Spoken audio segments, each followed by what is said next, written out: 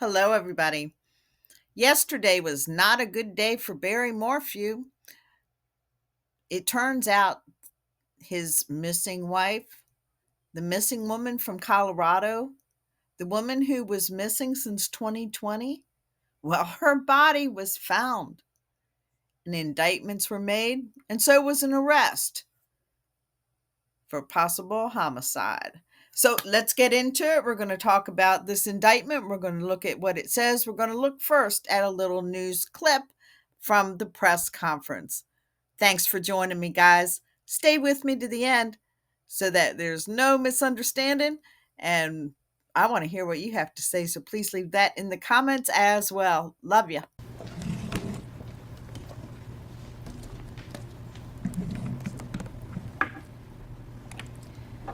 I appreciate the members of the media that are here today. I scheduled this briefing to provide an update on the investigation that has been in the hearts and minds of the people of Chaffee County since Mother's Day of 2020. Suzanne Morphew was reported missing on Mother's Day 5 years ago. Law enforcement has never stopped working to obtain justice for this mother of two, this daughter, this sister, and this beloved member of the Chaffee County community. Through the tireless efforts of the Chaffee County Sheriff's Office, the Saguache County Sheriff's Office, the Colorado Bureau of Investigation, and the Federal Bureau of Investigation, I can announce today that the 12th Judicial District Grand Jury returned an indictment. The grand jury has indicted Barry Morphew on the single count of murder in the first degree. Law enforcement, the Chaffee County community, and Colorado as a whole has never stopped fighting for justice for Suzanne. Cold case homicides are tremendously difficult. They're difficult for the families of the victims and the communities who wait patiently for answers. While it may seem at times that the world forgets about these victims, I can assure you that my law enforcement partners and Colorado's law enforcement community do not forget. Every unsolved murder is a tragedy, and we must never give up on our efforts to find answers in these cases. My office will be prosecuting the indictment as Suzanne's remains were found in Saguache County, which is a county within my jurisdiction, the 12th Judicial District. I am extremely appreciative of Michael Doherty, who is the elected district attorney in Boulder County. He has consistently committed material resources to small rural DA's offices like mine. We will be talking about those indictments in just a few minutes. However, we're going to look real brief at the actual arrest.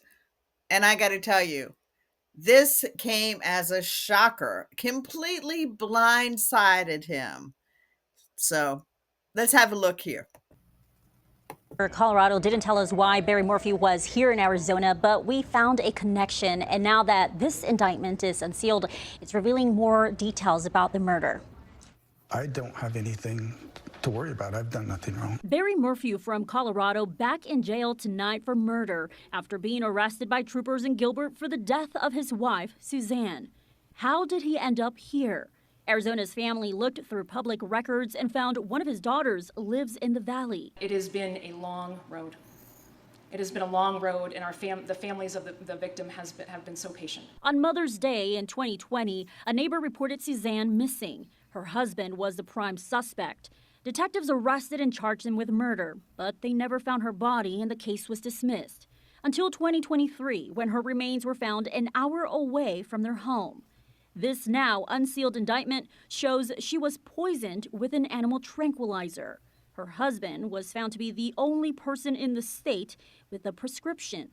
Detectives say her bones were bleached and her body moved. While Barry has maintained his innocence, saying his marriage was the best, the indictment says Suzanne told friends she was unhappy, wanted a divorce, and was having an affair. She apparently thought he was too. Barry Morphew is being held on a $3 million cash bond awaiting extradition back to. Initially, when he was charged and the case was dismissed, he was so quick to jump on the bandwagon of innocent victim, harassed husband, whatever. He has, in these ensuing 5 years, drug his daughters, in my opinion, through purity hell. Hell.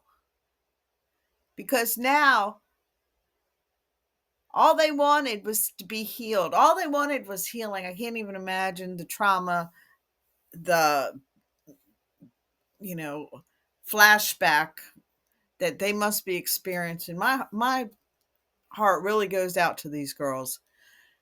I'm going to show you one more clip where um, he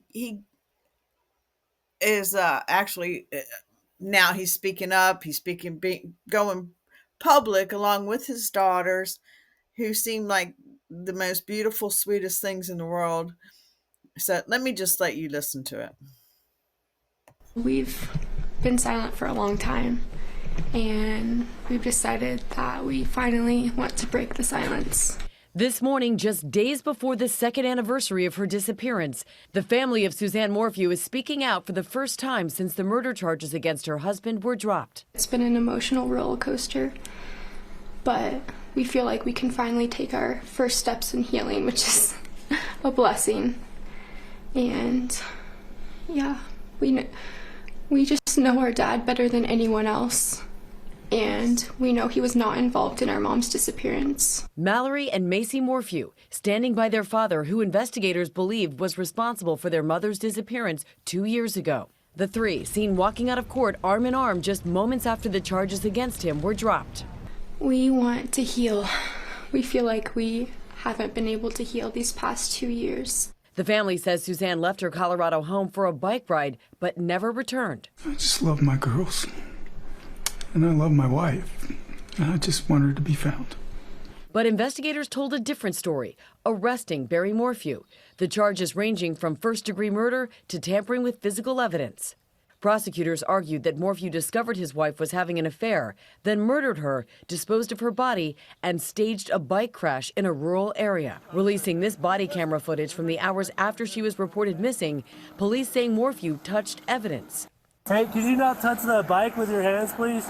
Morphew's daughters say he isn't a killer and are celebrating the dismissal of the case, now demanding District Attorney Linda Stanley should do more. I just hope that Linda will step up to the plate and do everything she can to find our mom, because what they've done is not fair. And we're never going to stop looking for our mom. Court filings say that while authorities are close to discovering Suzanne's body, weather has complicated the efforts. The location where Suzanne's body is believed to be has 5 feet of snow concealing it. But the family's attorney says authorities have mishandled the case and are planning to file a complaint against the DA. And if you want to honor Suzanne and you want to honor the daughters, go find Suzanne. And find her, they did. It's really explosive, and I've left the link to all these clips. I've also left the link for the document I'm about to show you. I didn't read the whole thing to you. If you'd like it read to you, Grizzly True Crime did a great job reading the whole thing. I think it took her 4 hours or something like that, I heard. But what I'm doing, I'm just bringing up some highlights as we go through this document. So let's take a look at the indictments themselves, shall we? And find her, they did. It's really explosive, and I've left the link to all these clips. I've also left the link for the document I'm about to show you. I didn't read the whole thing to you. If you'd like it read to you, Grizzly True Crime did a great job reading the whole thing. I think it took her 4 hours or something like that, I heard. But what I'm doing, I'm just bringing up some highlights as we go through this document. So let's take a look at the indictments themselves, shall we? And find her, they did. It's really explosive, and I've left the link to all these clips. I've also left the link for the document I'm about to show you. I didn't read the whole thing to you. If you'd like it read to you, Grizzly True Crime did a great job reading the whole thing. I think it took her 4 hours or something like that, I heard. But what I'm doing, I'm just bringing up some highlights as we go through this document. So let's take a look at the indictments themselves, shall we? And that's exactly what happened. The indictment was brought up again.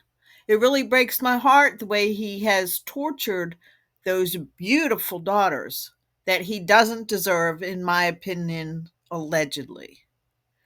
That gorgeous woman that was his wife and the mother of his children deserved so much better. But wait till you get all the details of this. And the fact that it was dismissed, well, justice, justice for Suzanne. We're just going to keep publicizing this and bringing it up until we see a guilty verdict, in my opinion. What do y'all think about this case? Let me know how you feel. This case has come up before. Following this little segment where we're going to go over the actual indictment itself. Here we're looking at people of the state of Colorado versus Barry Morphew. I'm going to highlight some pieces of it so that we can get a good, well-rounded view of exactly what was going on. And I'm telling you, this is going to make your jaw drop. It did mine anyway.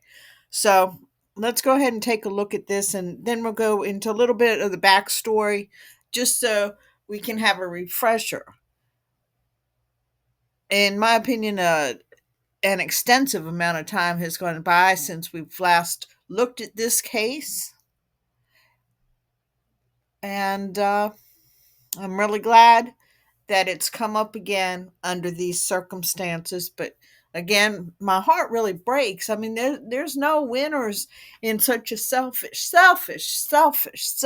acting.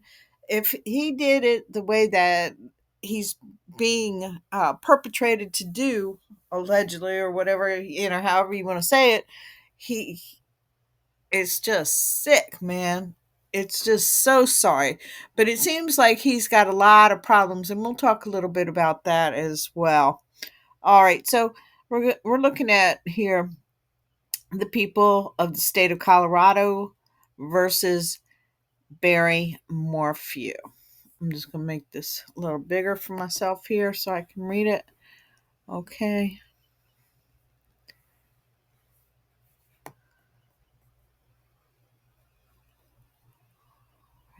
So we're going to take a look here at just a grand jury indictment. I will have the link to this document in the description.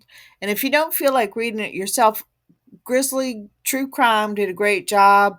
She actually she reads everything. I think it took her 4 hours to read this. So we're not going to do that here, but she did take the time to read it. If you want to listen to it, it'd probably be good when you're trying to go to sleep. All right, here we go. We're just talking about where it's at and all this legalese, probable cause. And this is where it just starts to get a little interesting, okay? The investigators responded to the Morphew residence, you know, near Salida, Colorado, to investigate the missing person report. Okay, let me, I skipped a line. Sorry. Okay, just to begin at the beginning. At 5:46 p.m. on May 10th, 2020. Mother's Day, people. Mother's Day, Sunday. Suzanne Morphew was reported missing to the police by her neighbor. Not her husband, her neighbor, mind you. That's part of the whole deal. The last known person to see her alive was her husband, Barry Morphew. The investigators responded to the Morphew residence, where it was located, to investigate the missing persons report. The house was locked. Suzanne Morphew was not home. Her vehicle was in the garage, and there was no sign of forced entry, but her bike was missing. Later that evening, her bike was located on a hillside off a dirt road between her house and the highway. The bike was located less than a mile from their residence. On May 14th, 2020, her bike helmet was located 10 meters off the side of Highway 50, which is approximately 1.5, a little bit more miles west of the Morphew home. And it was, I think it looks like 1 mile west of where her bike was located. Or I can't see that, but okay, I'm going to show you how the road V's here. And they were able actually to identify, the little black box, I'm just going to call it, on his vehicle, because he had been real sly and slick and turned his phone off. But yeah, that little deal on the truck just kept on ticking, and there's some interesting information. So stick with me and we'll go over that as well. All right. So anyway, bike on one road, helmet on another, basically. And the roads are separated by a V. Now, at this time, Barry Morphew was interviewed and told the police that he set his alarm, woke up at 4:30 a.m., hit the trail. He was gone all day. He had a work trip, blah, blah, blah. And he just happened to spill this part of the narrative, like, these guys like to do so much. He told the police she planned to ride her bike that day. Barry Morphew stated that upon arriving that morning, he checked into a hotel before leaving shortly for the job site. See, he was very busy, you see. He told the police that he received the call around 5 from his neighbors, but he was so far away. The neighbors even said that his daughters were concerned because they couldn't reach her, and that was not like her not to return calls. So he instructed the neighbor to go ahead and call the sheriff. Didn't bother to do it himself. I guess he didn't want to. It's what you call distancing, creating a distance here between him and the crime. Now, the police interviewed one of Barry's employees scheduled to assist him on that job, and they told the law enforcement that the employee and Barry were not planning to leave until the evening hours of May 10th. They were supposed to drive together, but instead, look, Barry changed the plans. What did he do? He left without telling the other employee, and Barry called the employee at approximately 11:18 and informed the employee that uh, he had failed to bring the proper tools with him, and he didn't have the necessary material for the job, blah, blah, blah, blah. So, he's running late and blah, blah, blah. Alibi. Okay, narrative. Okay, so now what they did, like they do in investigations, Ellie reviewed the cameras at the hotel, nearby businesses, and I think y'all will remember seeing this particular story. If you did, you can't forget the guy that drove around from dumpster to dumpster all over town, depositing unknown objects, materials, allegedly, or potential evidence, whatever you might want to call it. I mean, I think it was 5 or something like that he had done. It says here, he was, it showed him, yeah, he had 2 brief visits to the job site.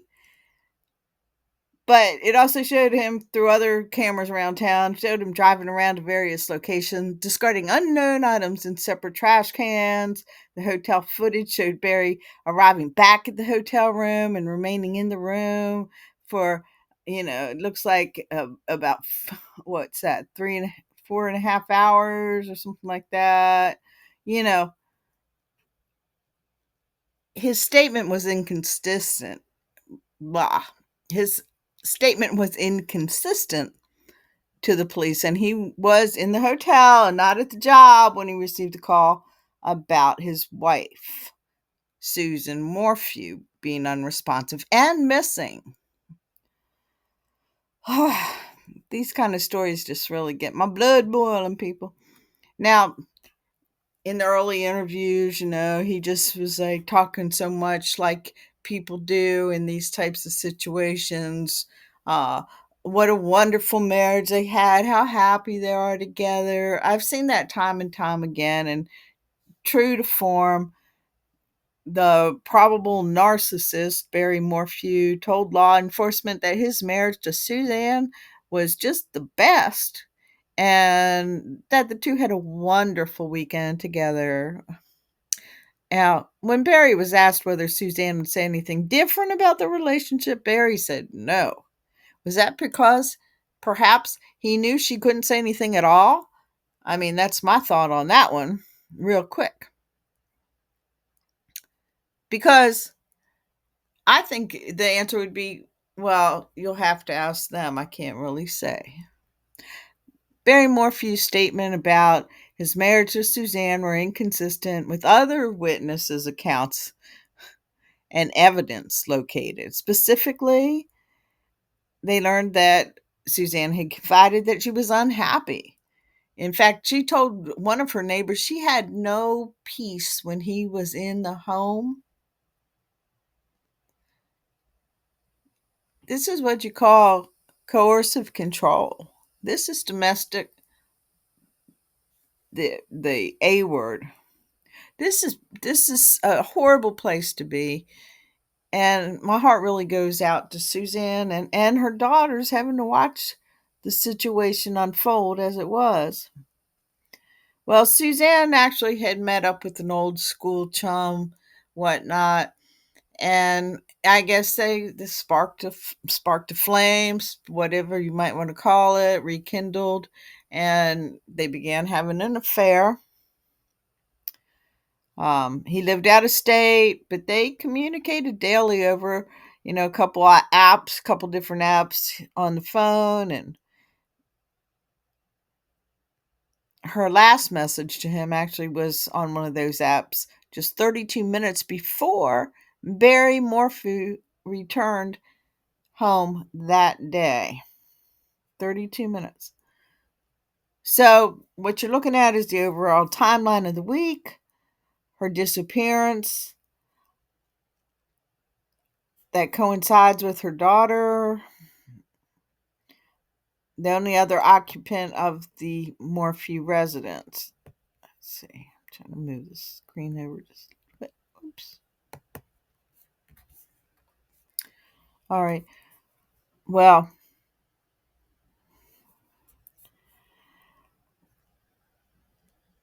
let's skip down to here. A forensic download of Barry's cell phone revealed that he deleted a text chain where Susan basically was saying, "I'm done, and I could care less what you're up to. We just got to figure this out. We got to figure this out civilly." All right. So basically,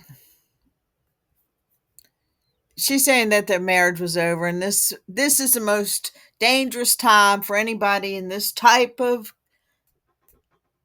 domestic situation when the narcissist, the abuser, figures out that the other one is leaving their domicile, that they're losing their grip, they lose their mind, and sometimes act quite horribly. And this is what I believe we've seen. But anyway, so this basically, she disappeared. Other than the this information that the affair came out. He told him she was on a bike. Coinky dinkly, they found the bike next street over. And this is rural area. Finds the helmet. They figured, but what they never found up until yesterday, or whenever they announced it yesterday, they hadn't found her body. In fact, it was thought to be under piles of snow, and who knows. But what was interesting is, of course, they now I want to kind of skip to what they found once they did some analysis. Once they found her body, um, some very interesting things came up. Now, what you might know about Barry is that he's an avid hunter, but he wasn't a fair man. He isn't what you call a sportsman because he does some dirty and illegal stuff, including shooting the bear, shooting the elk, deers, whatever, with chemical agents to tranquilizer darts, so that he can just saw off their antlers for profit. They showed a picture of his den or workroom or something where it's just full of animal heads, tons of antlers. It's packed up. It looks like Gaston, right, from Beauty and the Beast. Oh my gosh. Anyway, he apparently did a lot of things and didn't have any qualms about saying all this little nasty, little illegal activity. But nevertheless, one of the pieces of evidence that they did find, uh, I believe in his home, was one of those tranquilizer capsules. Let's see. Now, when they searched his home, we're going to go ahead and read this part here. Law enforcement located a locked gun safe in the garage during the search of the Morphew residence. Inside that gun safe, law enforcement located a dart rifle or tranquilizer rifle positioned toward the front of the safe. Law enforcement also found packages of new dart brand or blah blah blah brand X tranquilizer darts in the gun safe. The package of darts included capped hypodermic needles inside of them, which were designed to load the darts. Law enforcement found one of these needle caps in the dryer after the dryer's contents were removed. Interesting, huh? Law enforcement also found men's shorts among the contents of the dryers that were removed prior to finding the needle cap. The shorts appeared to be consistent with the shorts Barry Morphew was seen on video wearing on May 9th, 2020, less than 1 hour before he returned to the Morphew residence. No tranquilizer formula was located during the law enforcement search for the home and vehicles, but just wait, guys. Just wait to see. You won't even be this is the jaw dropping part. Okay, so they went back and they looked for these particular chemicals. I think we can go ahead and this is timeline. I don't want to spend too much time on that part. Okay. They noticed some more inconsistencies with the timeline due to other forensic uh, reports on the cell phones and other electronics, and including that famous car black box, whatever they call it. But what they found out was that these tranquilizers are composed of these certain three chemicals. They call it BAM, BAM. Uh, they this is a particular type of tranquilizer um, that very few people use. Okay. Now, the witness told law enforcement that Barry Morphew was a deer farmer in Indiana, and several individuals told law enforcement that Barry Morphew used a specific tranquilizer called BAM to sedate and transport deer on his deer farm. All right, so we're just going to breeze ahead just a little bit here. They had actually, on September 22nd, 2023, human remains. This is when they found her body. Okay, remember the original trial was in 2020. This when it happened. So in 2023, human remains were found in and around a shallow clandestine grave in Sicagee County, Colorado, near Highway 17. Needless to say, this was the remains determined to be of Suzanne Morphew.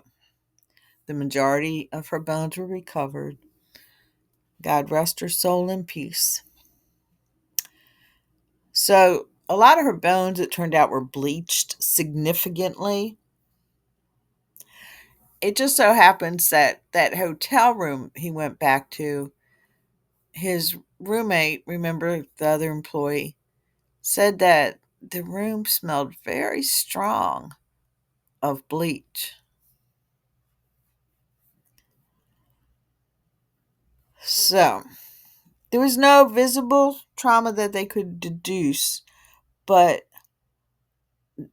there were some oddities that they found out about this. They actually determined that her body, there wasn't evidence to support that her body had been there for the entire time that she was deceased. It looked like she had been transported at some point. So there's that. Well, the El Paso County Coroner's Office conducted an autopsy.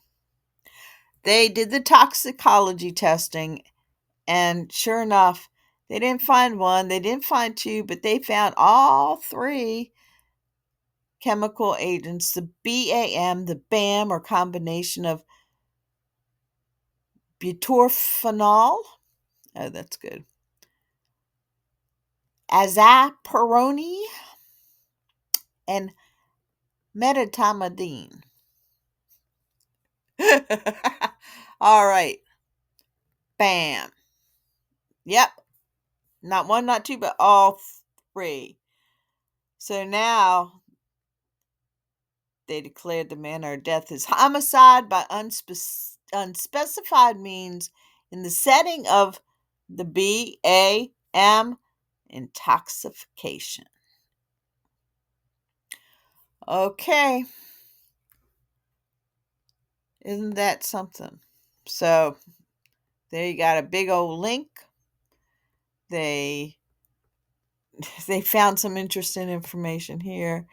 Let me find this for you.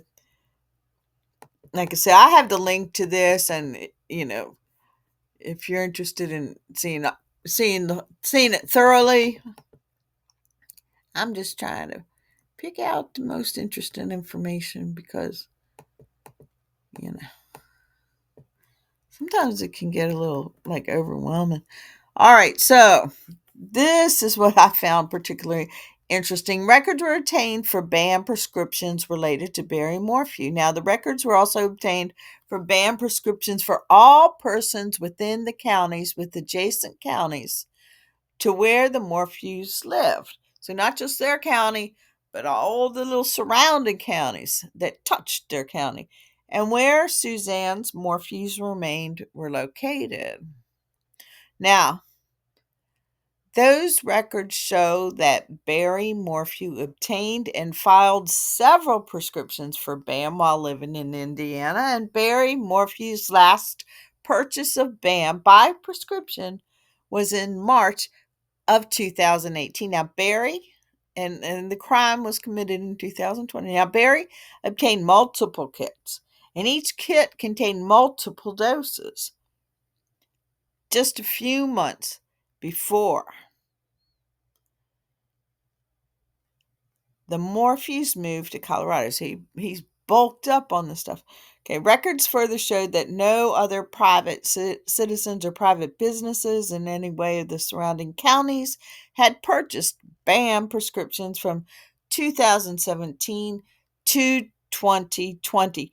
Look at that. You see that? No other private citizens or private businesses in any of the surrounding counties had purchased BAM prescriptions from 2017 to 2020.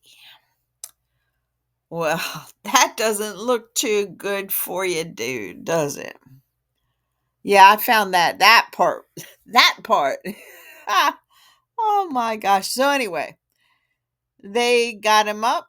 Now we're going to say ultimately, the prescription record shows that when Suzanne Morphew disappeared, only one private citizen living in that entire area of the state had access to BAM, Barry Morphew.